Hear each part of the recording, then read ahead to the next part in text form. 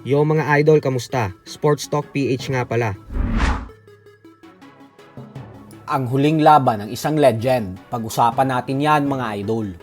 Ngunit bago ang lahat ay huwag kakalimutang mag-subscribe at i-click ang notification bell button for more sports talk.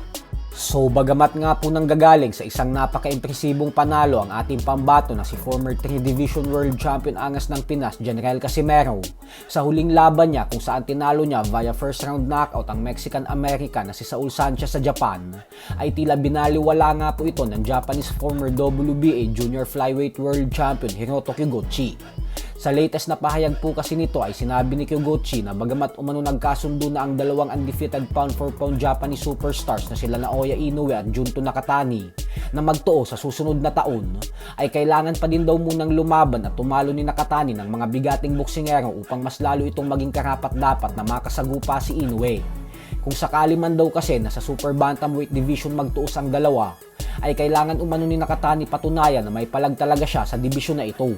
Paliwanag ni Kyoguchi na ang pinakamagandang laban daw sana para kay Nakatani upang patunayan ang kanyang sarili sa super bantamweight division ay ang laban kontra kay Janriel Casimero, kasi malaki daw talaga ang pangalan ni Cuadro Alas kapag naisama niya ito sa listahan ng kanyang mga tinalo.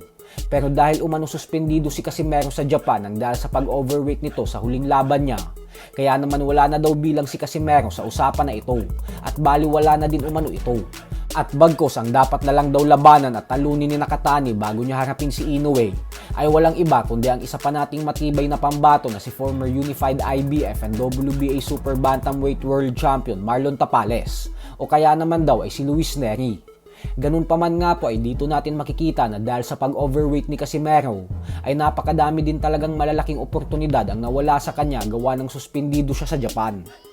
Sa kabilang banda naman mga idol ay marahil nga pong naging pamilyar sa madaming Pinoy boxing fans ang pangalan ng former light heavyweight world champion Sergey Kovalev nang dahil sa pinatulog ito ng Mexican superstar Canelo Alvarez noong magtuo sila 6 na taon na ang nakakalipas.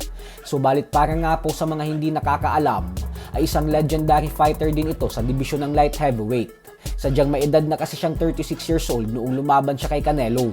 Pero nitong linggo nga lamang po ay sa edad na 42 years old ay nagdesisyon si Kovalev na muling sumampa sa ibabaw ng lona sa huling pagkakataon para bigyan ng isang huling laban ang kanyang mga tagahanga.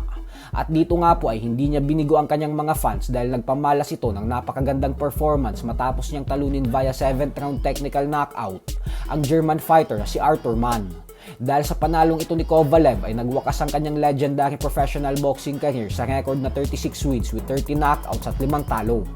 Madaming fans din ang naniniwala na nanakawan siya ng panalo ng mga hurado sa una nilang pagtutuos ng kapwa niya legendary fighter na si Andre Ward noong taong 2016. Lalo pat nagawa nitong pabagsakin si Ward sa second round. So hanggang dito na lang po muna tayo mga idol.